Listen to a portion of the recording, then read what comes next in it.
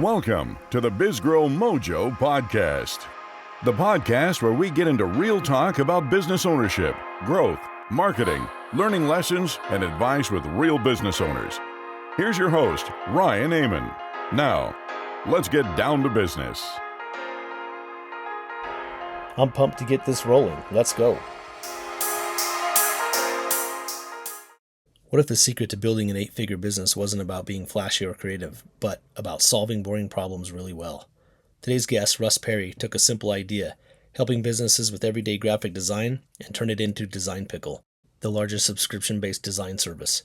We're diving into how he pivoted from a struggling agency, why he focused on boring work that was actually working, and the exact positioning strategy that unlocked millions in revenue.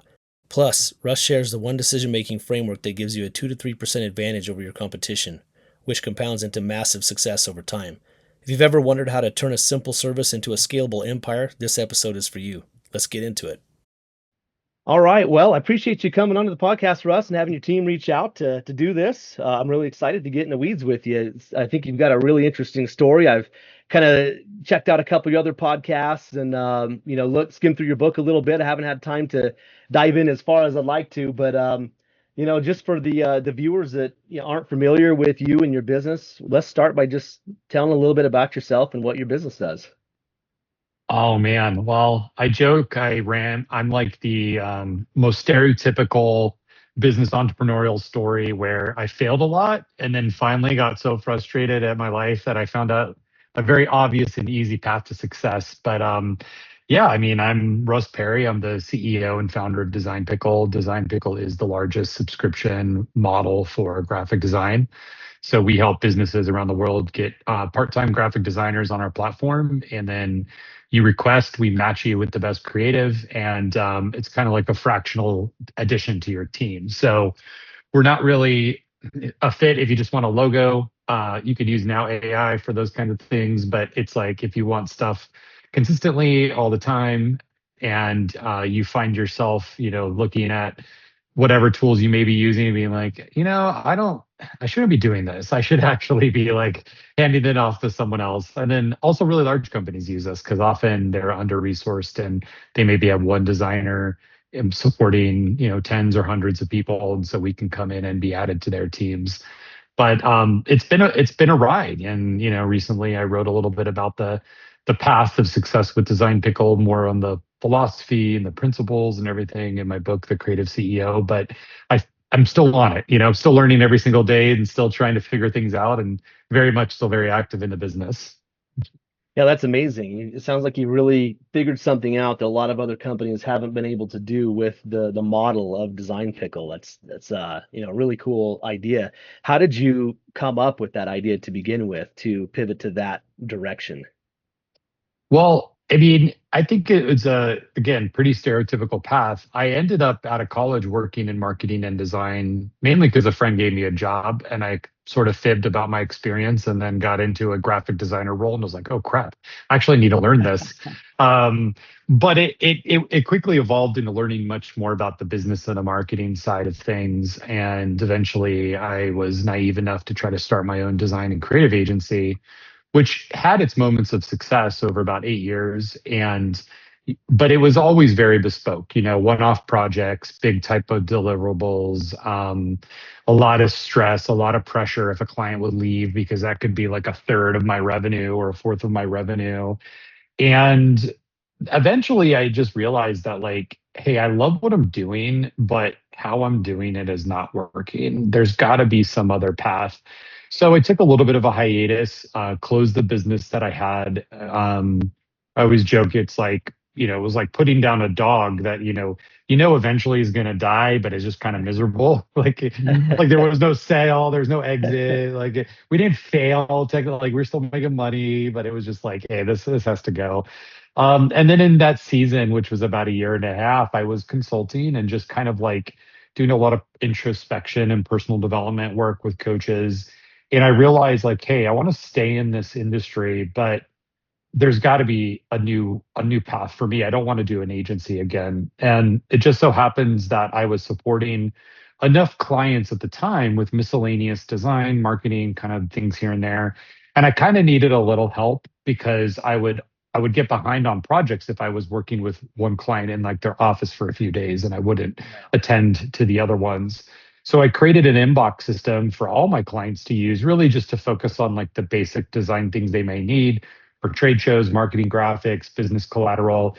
And that thing ended up starting to work on its own. And I remember kind of having this aha moment. I was like, here I am, like running around Phoenix where I live, like going to all these meetings, all these, you know, like projects. And there's this little thing and it's kind of just doing its thing. Like someone would email it in. I had a freelance designer and a project manager sort of like observing the inbox. They would get it done without my input. Originally, I would review it and send it. Eventually, they were just like, hey, we're just going to send it, Russ, because you're taking too long.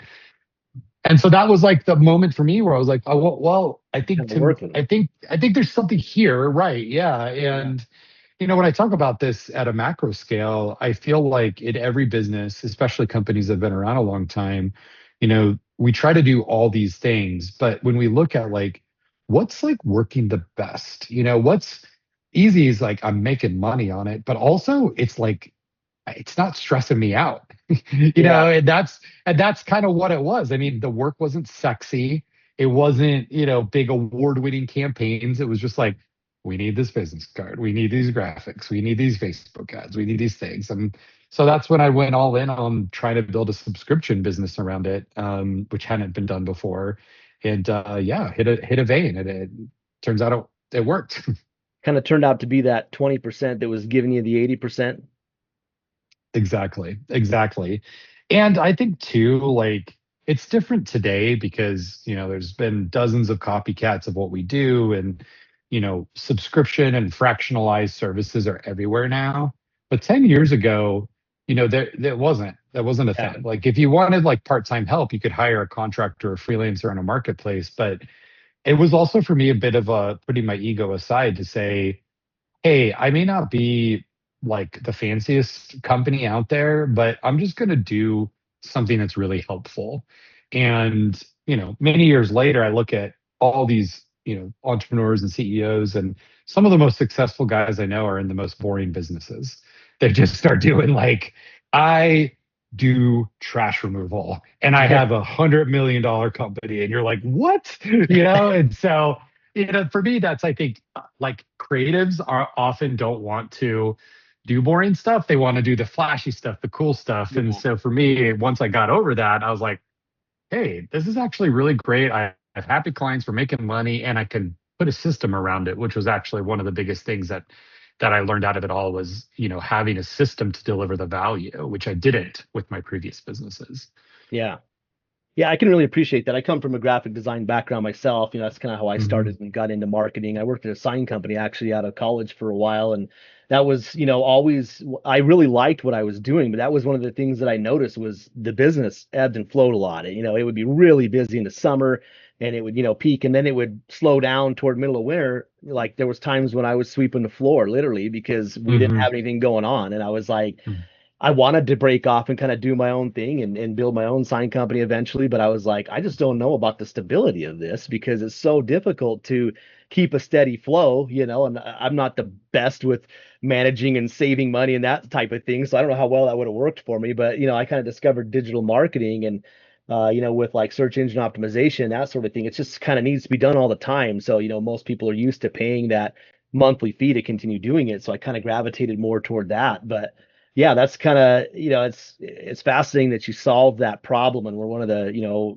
first people, or if not the first, person to actually figure out that solution to solve that for designers. That's pretty cool.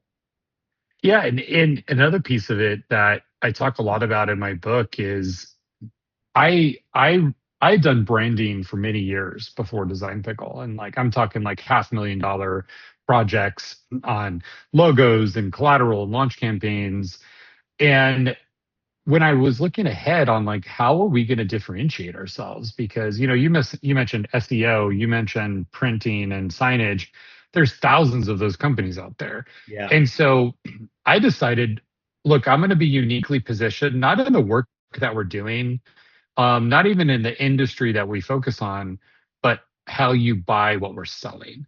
And that was the big thing that unlocked a lot of our original growth was we were the only company that kind of had 2 feet in the world of like, oh, this is kind of like signing up for Netflix. I just go online and I put it in, but it's also kind of like hiring somebody because I get to work with them every day. It's a much more fractional cost, so I'm paying, $1,000 instead of 6,000.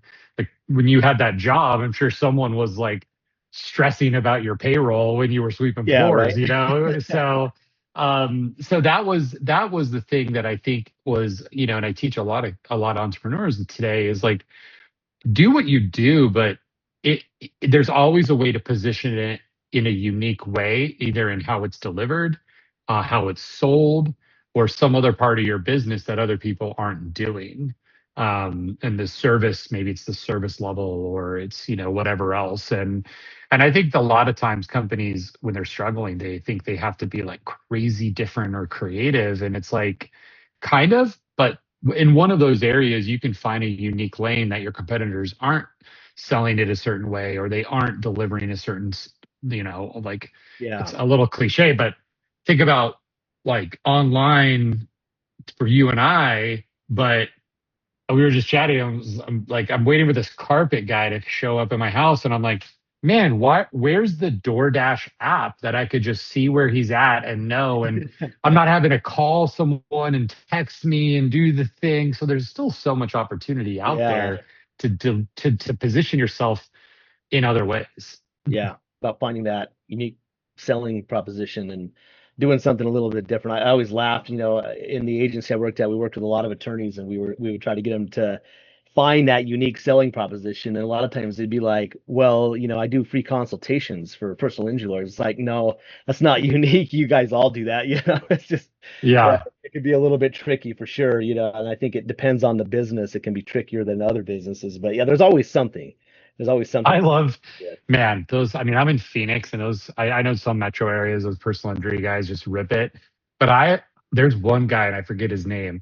And, you see them come and go, like they just like buy all the outdoor advertising for a Yeah. while. And there's this one guy today. He has like a 1980 cell phone, bags of cash horribly photoshopped in his hand, and gold shades. And that's his ad. But I'll tell you what, it's probably working because it's the most ridiculous ad I've ever seen for Gets the personal attention injury though, lawyer. right? Yeah. Yeah. So, I mean, you could do it in your advertising also. That's funny. Oh man. So tell me a little bit about just kind of the size of Design Pickle. I mean, you guys say you're pretty large, and I've kind of got an idea from some of the podcasts that I've seen you on. But for the audience, like, what are we talking? Like, how many employees? Like, roughly, how much revenue, if you're willing to divulge that? Yeah, I mean, we are at a level where we don't publicly disclose revenue anymore, but it's 8 figures, getting close to nine. We're in a position serving about 10,000. Actually, sorry, I would say roughly about 10 to 15,000 projects a month that we're funneling through our system, and our client count and employee count has actually held pretty steady over the years, but our revenue has grown because we've focused a lot more on, I'd say, more mature businesses, companies that just need ongoing stuff. And I'm sure with many of the companies you've talked to, we found a lot of efficiencies in even the recent years, like with our engineering team and AI coding tools and stuff. So, we've been hiring much slower than we have, 4 or 5 years ago, just simply because we seem to maintain our deadlines. We're hitting our targets. Um, but it is always a question in my mind of, how far could that go? And thankfully for, where we're at, the clients that we work with end up staying quite some time, because once a service like ours is sort of in the DNA of the company, like, hey, anytime I need something, I just log in and make a request, and in the next day I have, or sometimes same day, I have a draft, I have a concept, I'm ready to go. It becomes very, part of their business growth strategy is like, hey, we always can create. We're never bottlenecked. We always have someone available. But it does take some time, and the biggest challenge we always face is when someone cancels that's super happy and has had a great experience because they're hiring internally, or maybe, seasonally they are at a dip and they don't need our services as much anymore. Our creatives around the world, we support anywhere from 300 to 500 creatives seasonally. It's something that is really unique to our model where we're giving them they're contractors, but we give them guaranteed work for during their contracts. So the burden is on us to assign the work. So they're not billing us hourly, or it's not by project. It's just like, hey, you show up today, here's what you're going to make. And it's competitive in the markets that they're in. So our creatives are in like Latin America, Southeast Asia, and it's a benefit that they can work from home, they can work in their normal hours, they can kind of have a life that isn't dependent on a huge commute, or especially in the Asian countries, working graveyard shifts to support Western brands. So that's something that we don't talk a lot about, like sensationalize it in our marketing, but something I'm really proud about with the company is just creating those lives and supporting people to live their lives in countries where there's not a lot of jobs available. Yeah, yeah, that's awesome. It sounds like that would be quite a system to that would be required to manage all of that. Tell me a little bit about, what type of a back end system you have to manage, all of your clients and all of your contractors and get the projects lined up to contractors and kind of how that works. Yeah, it's a monster. So we had to develop our own custom software. We call it JAR, just to stick with the pickle branding here. And this software really has two clients. The first is, the clients who need design and they can log in, and there's, really what it is, it's a creative operations platform. So in addition to, getting the designs, we have AI to help you write the request. We have file management, brand profiles, approval tooling, all the things that often are individual apps we have in one platform. So that just is efficiency for any organization who's using it. Yeah, sounds like And because, if you think about it, if you're not using Jar, you have a project management tool, you have a file management tool, maybe you have a brand thing, some PDF floating around somewhere.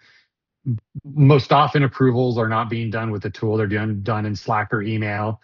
And if you're real fancy, you have another tool for that, and the list goes on. So we've yeah, tried to consolidate that, and then on the back end is where the magic happens with all of the automation and assignment. So when creatives are onboarded, they're assigned to certain regions and teams to support different geographic clients. And then our system every day ingests all the requests, gets them automatically assigned to the right teams, which is complex because if you're doing motion graphics, that's a different designer than if you're doing illustration or some other type of design. sure, yeah. So we get all the time. It's like, oh, well, I want to work with the same designer. And I'm like, you kind of don't actually. Like, if your designer doesn't know how to do the thing and is just kind of winging it, it's not going to be a good quality product. So we pod up designers so that there's a skill set expert on each pod, and then clients will get assigned to that. But yeah, dude, I mean, really the modern day platform has been under development for about 6 or 7 years. We're improving it all the time. But like creativity is complex, so you're managing emotions, you're imagining people's ability to communicate. Like, your version of what's good is different than my version of what's good, which is different than the designer's version. So you're getting into all these nuances that aren't really present when you're just a software company or maybe manufacturing, where it's like, hey, these are the specs, this is how it should work. Is that true or not? For us, it's like, do you like it? Like, we hope it's there, and so there's a little bit of a frustration, but it's on us to make it as easy as possible for clients to create. And I'll give an example. Our new AI tool we're launching soon. I mean, it's great because you basically can go and be like, here's what I'm doing. And rather than in like current tools today, where it'll be like, awesome, Ryan, here's all the things I think, it does that. But then you're like, great, send to my designer. And then it'll break everything out into the deliverables and specifications. And you'll get it to your designer with just this radical clarity so that they can make everything exact, rather than you just looking at ChatGPT with a bunch of ideas and be like, okay, now what do I do? Yeah, So copy. yeah, yeah. And I don't know, I always joke like with people who are like, oh, there's these tools that are really great in design. And I'm like, I'm telling you what, the next time you're 3 hours in trying to do something with one of these tools, just think of Design Pickle, because I guarantee you could be using that time differently. Yeah, yeah, right. Yeah, that's incredible. It sounds like you've really got a system in place for, managing this. What did that take? Like, what type of resources did that take to initially get going? And was that kind of the core foundation of getting Design Pickle going, or were you doing it more manually before you kind of built the platform in the background? Oh man, Ryan, it was so janky back in the day. Which is to say, like, man, looking at all of the vibe coding and AI coding tools today, I just could only have dreamed to have that 10 years ago. But yeah, it was like off the shelf things stitched together, customer success ticketing tools, box.com for file management. Like it was like tons of step by step checklists that just had to manually be followed for the process. But then over time, we started to get to a point of scale where like, hey, this is breaking or will break if we don't fix this. And like endless security vulnerabilities, not necessarily with like privacy or data, but you could like easily log into the system without a paid account if you kind of could figure out Mm, the emails and things. And so I hired original a contract engineering team and then brought everything in house. So today we have about 10 people on the product and engineering team that are oh, wow. focused on building out the product every day. And it is, like I said, two clients. It's like the paying clients and then the creatives, because the creatives show up every day to use this tool. And so we have to really be thinking about their experience as well. Yeah, yeah, that's incredible. It's almost like you've kind of built your own Upwork system for your own clients and designers and all those people to work together and come together to make it work. So I can only imagine how big of an undertaking that was to start and continue going, but it's pretty cool that you've been able to utilize that into your business and make that, because I'm sure that's such a huge factor of your success now, is making all this work together smoothly. Yeah, I mean, it's certainly helped and it's never perfect, but my theory was to make it like strip out all of the energy people spend in the process of design so that they can focus just on the design part and the feedback and creativity. Because you mentioned Upwork, great platform, similar Fiverr or other Mhm. tools, but there's like, who do I work with? What is the cost? What's the scope? Now, what are the things? Oh crap, something changed. Now I'm going to get billed for it. Like there's a lot of time and energy that's spent not in creating the thing you need. And Yeah, so same goes for agencies, like, okay, we're going to have this meeting and this meeting and this meeting. And eventually all of this adds up either to time and or money. And so I just said, how can we strip all that away? So when someone gets signed up, yeah, you got to, it's good to get onboarded, make sure you know to use it, do your call with a rep, make sure you get all the directions. But once you're done with that, you just create and that's it.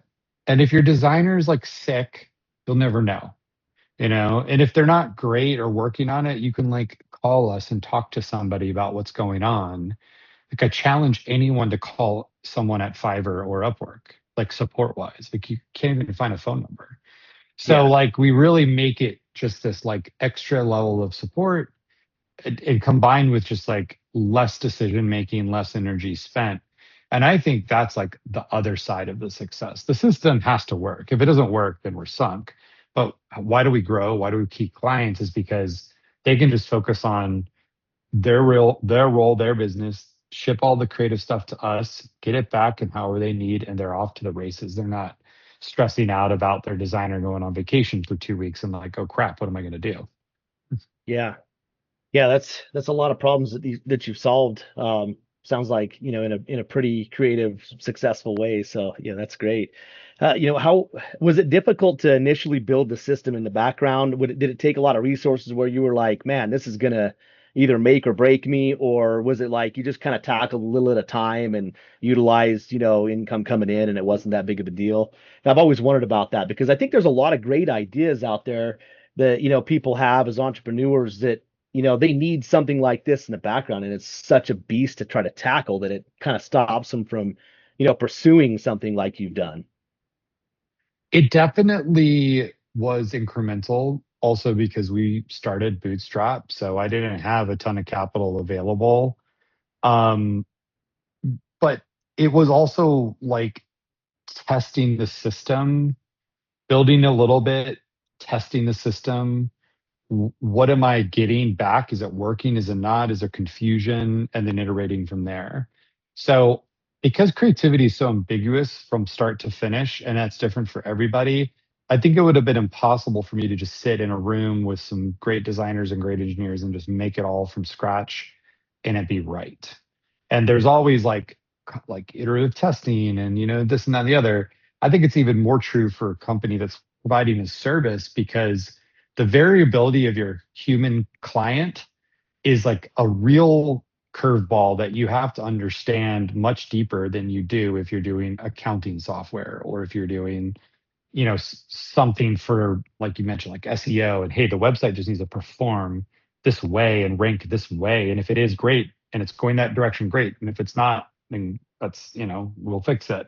Creativity is like, we're part-time like a psychiatrist at times. It's like, I'm Yeah. so mad at my designer.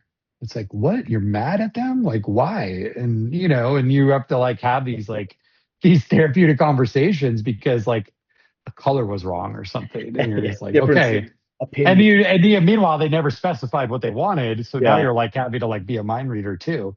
But I do think like I wouldn't have changed, like knowing what I know today, the tool itself creation would be easier with a lot of the ability to prototype and create things with some AI coding tools.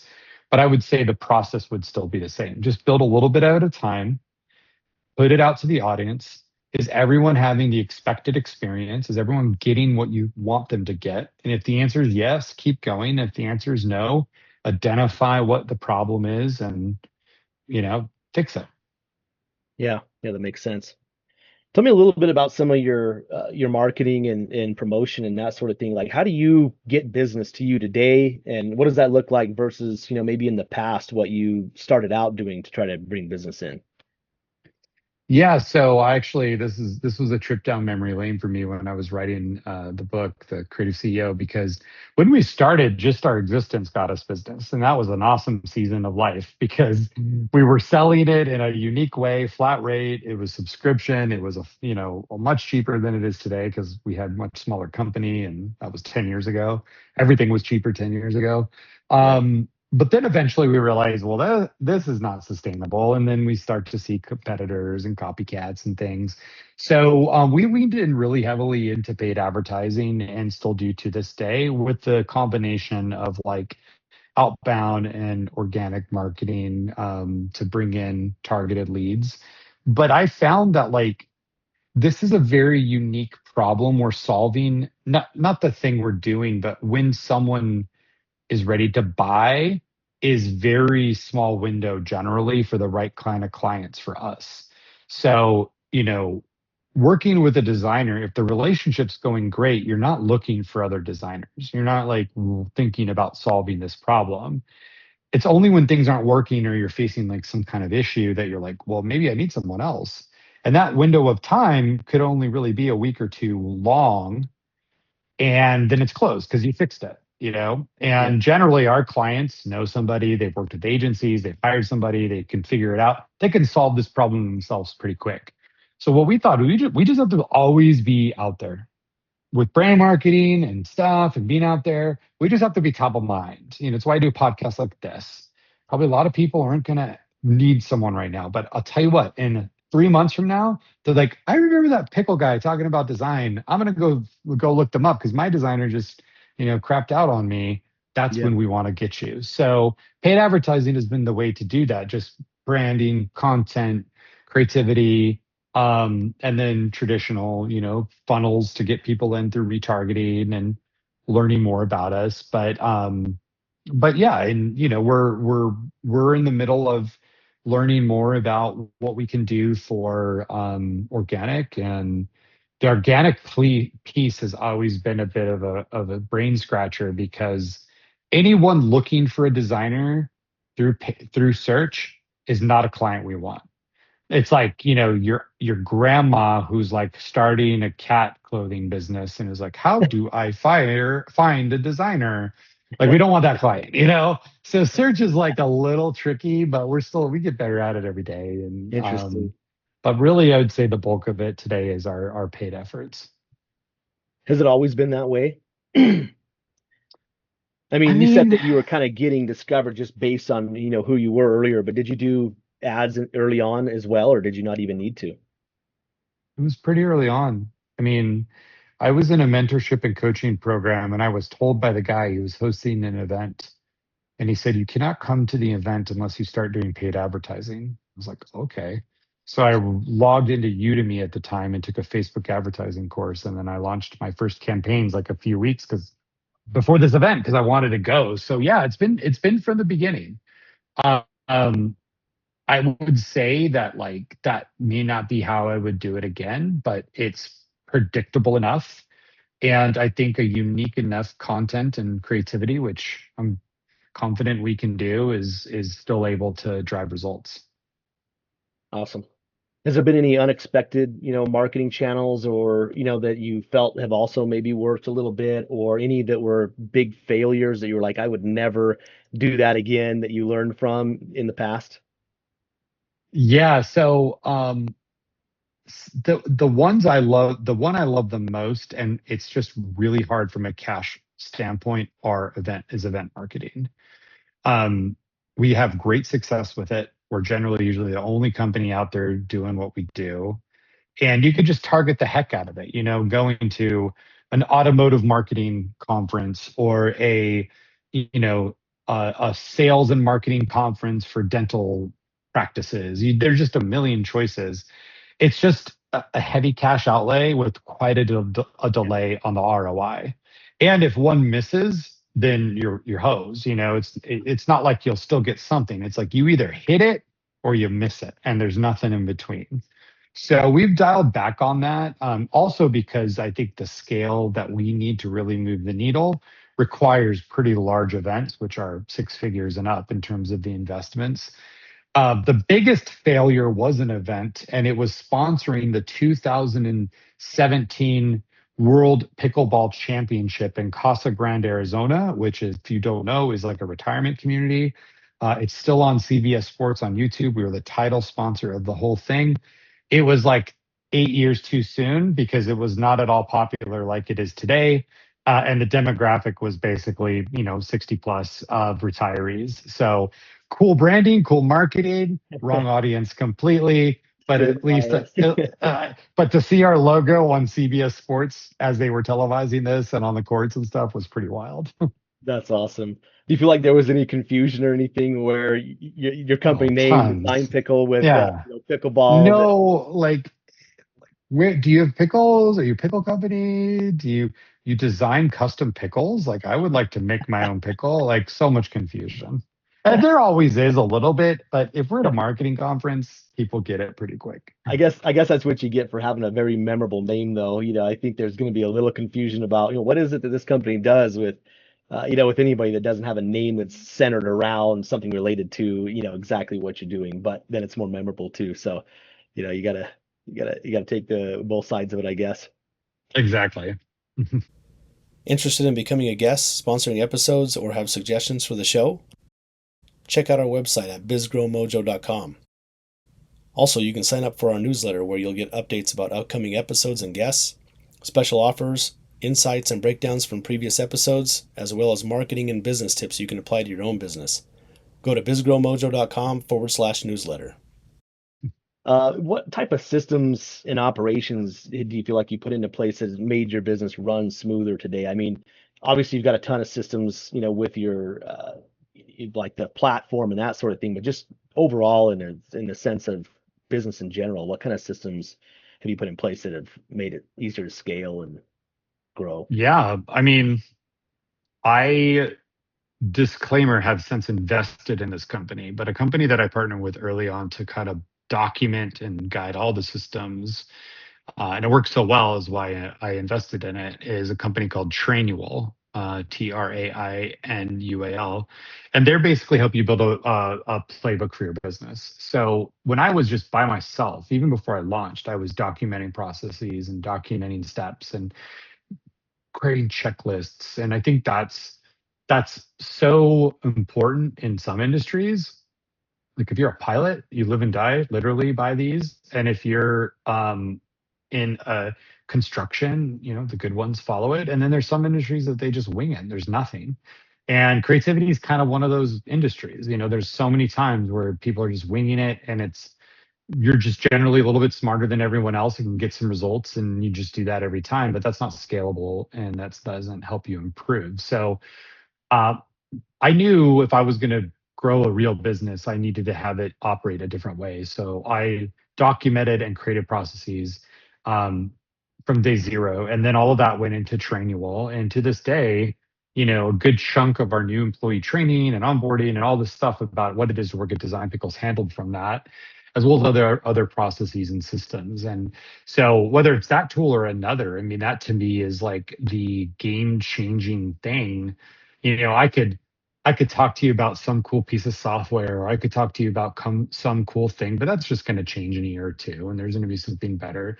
The real fundamental DNA of a business that can be grown and also like not causing you to go crazy is that you have your company documented, and every company can do that. And I talk to creatives all the time, like, oh, I can't do that. I'm creative. I got to do it this. And I was like, no, maybe not like one little piece of it that's like your value, but everything else absolutely can be. And generally when I see problems in businesses, it's like, well, show me the communication, show me the process, and there's just nothing. So it's like usually the source of most of our challenges as well.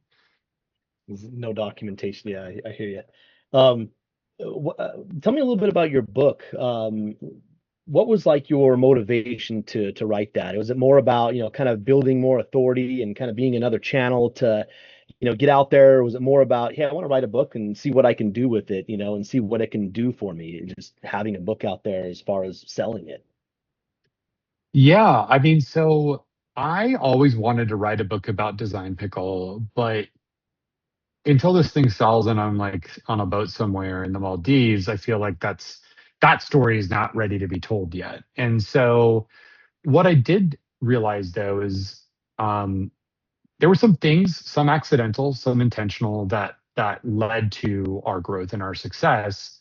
And actually, it started as like kind of like a little mini essay I wrote called the Creative CEO Manifesto. And it's the first chapter of the book. And it was just kind of like, here's what the modern day leader should believe, especially if you are touching creativity somehow.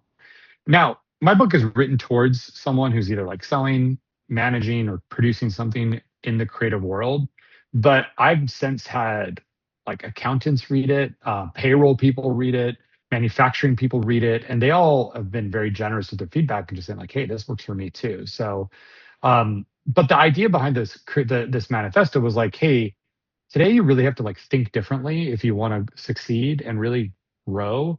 And then that became sort of the DNA for the book itself, which was focused around what I looked at when I looked back 10 years of Design Pickle, really distilling down into 6 pillars of what has driven Design Pickle to be successful. Any one of these could help a company, but all 6 really take things to the next level. Productizing, creating a system around a specific service or deliverable, the positioning, which we discussed earlier, systemizing and documentation, which we already discussed, magnetize, which is about like how you market, how you message, optimize, which is about growing and doing that efficiently, and then maximize, like more about what outcome you want for your business and life, and making sure your business serves that. So the book became kind of this like organic thing.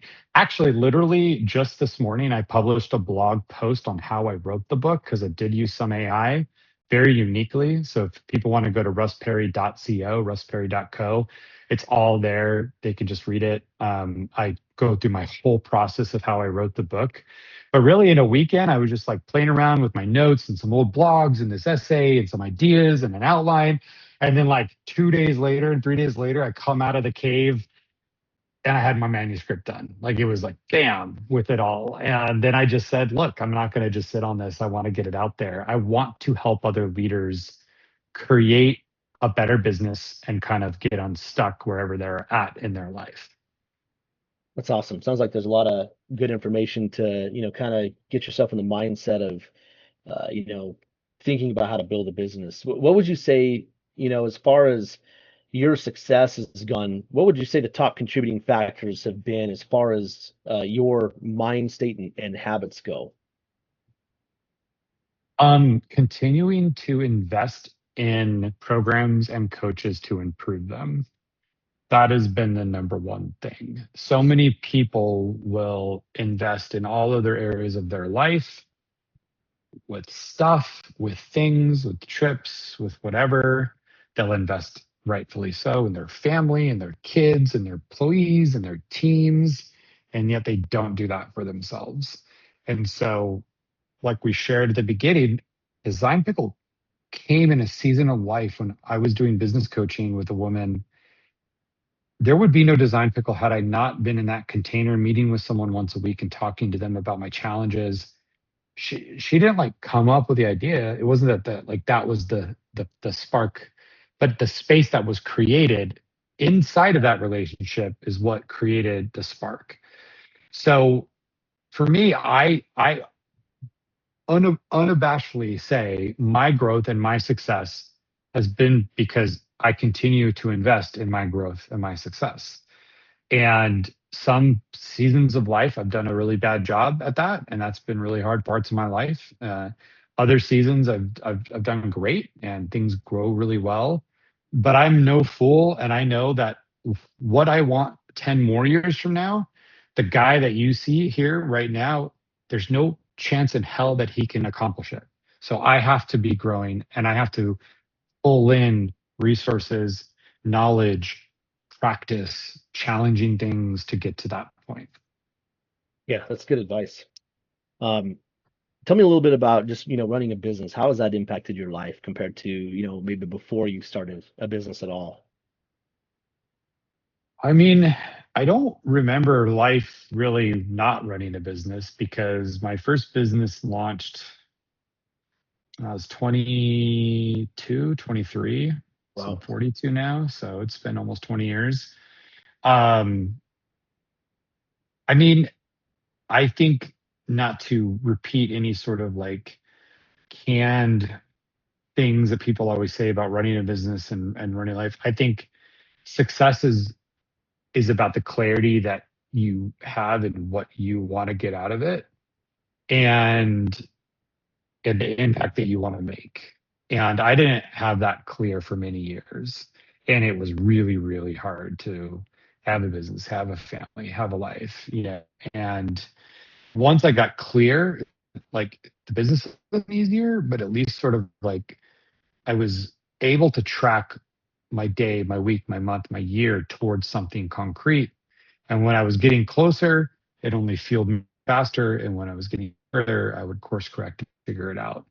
So I think, it's the most rewarding thing ever to create value in a system that you created, which is what a business is. It's like your ideas, your process, your things. Um, but if you don't have a clear compass for your own life and why you're doing it, then it can consume everything else around you and inside of you, and that's a far harder position to be in than just going to get a job. Yeah, yeah. As far as success goes, I mean, a lot of people have different ideas of what success looks like. Do you feel like you've achieved success in this business? What does that look like for you? um, yeah, of course we've achieved success. Is it the end goal yet? No. We have many years ahead of us. We have a huge vision. Our vision is to change lives through creativity. And I want to see Pickle impact the lives of thousands of creatives around the world who are, I mean, think about it this way. AI design tools are going to create the most talented designers we've ever seen ever because those tools are so easy to use. And if you're a creative mind, but you didn't have access to Photoshop training, you didn't have access to working in a job where you can learn all the stuff, these tools are gonna take these creative minds that have been maybe unable to get the education they need And immediately they're going to be able to be as creative as someone with 10 years of experience in Photoshop. That's going to unlock these mega superstar creatives, and you're going to just see content and quality and storytelling go through the roof. And I want to be the platform that ensures all of these creatives can work with businesses who value their talents and want to bring them into their organizations, and do so in a managed way. If I can hit 1,000 creatives that are changing their lives for the money they make through our platform, that's when I feel like the design pickle's done and I'm on to the next. But I mean, I do thank God and the success that I've had thus far immensely. And, today was the end of it all. I would have, hey, I just wrote a book last week, so I think I'm doing okay. I got a lot of the box ticked off. Yeah, for sure. So what do you think's next for you? It sounds like you've still got some goals with Design Pickle, but once you hit some of those, what do you think's next? Do you have plans to sell Design Pickle? Maybe you can't talk about it, either way, but Yeah, no, we can. I mean, we got an investor a couple years ago, and the goal of any time you have an investor is you return that investment. So my number one goal right now is being a good steward of their investment and creating a valuable asset for another company to take on and continue our mission and vision. What's that after me? Honestly, I have I'm a creative guy. I have like 4,000 hobbies that I don't do. So it's gonna be a real interesting time and day when I'm not consumed by this all the time. But until then, it's continuing to lead Design Pickle and continuing to lead creatives, which is another reason why I wrote the book, is so that I impact people a little bit like asymmetrically, like they can get the book, they can learn. There's a course that we're launching after Halloween, kind of right around Thanksgiving, on about the book that will go live. It's a 6-week course to dive deeper, and I'm doing all the recording for that now through the end of the month of October. So there's just like the main thing, which is DP, and then just kind of have the side quest of just like sharing knowledge, giving resources, helping creatives, helping other entrepreneurs. And really, I'm just a little bit further than most of them, So just don't do this. Here's what I learned. Here's the thing. Like the blog post I wrote today on how I wrote my book in a weekend. That's the kind of stuff I love doing too. It's like, hey, I just figured this out. Here's how you could do it too. that's awesome. Is there any particular direction or project that you're more interested than others that you think might be like that next thing for you that you'll go after Within Design Pickle or after Design Pickle? after Design Pickle? Um, I would love to create like a really insane like Jay-Z 2000s hip hop music video, like on an aircraft carrier that's like really extravagant with helicopters.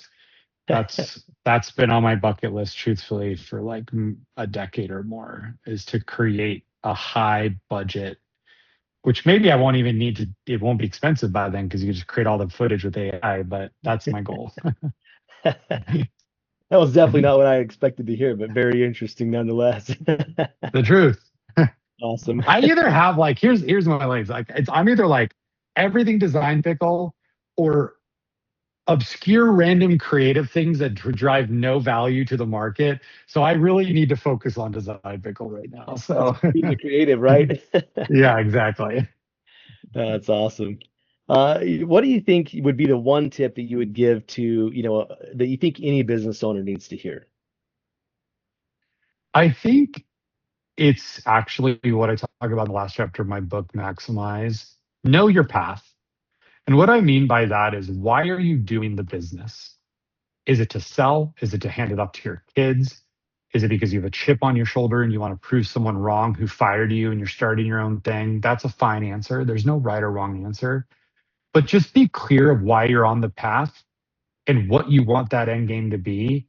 And so many things will be easier along the journey. When I knew Design Pickle was a company I wanted to sell, it just was like all these things started to align. Um, when I had an agency with no game plan, no long-term vision at all, it was just chaos every single day. So to me, that is the main thing. And there's no right or wrong answer, you know. I know guys who are like fourth generation operators of their family business, and they have an incredible life. I know people who buy and sell businesses like every few months, and they love what they do. So whatever it may be, just be clear on it, and then the near term becomes a lot easier in deciding which direction you're going to go. What do you think changes when you really know why you're doing what you're doing? Well, like that makes it easier. Well, we never are able to know with 100% certainty what the right choice is, pretty much in anything in life. I mean, there's like 99% certainty things, like I shouldn't give a newborn whiskey, but like, I don't know, there's some grandmas out there who are like, actually, you know, if they're having to do this.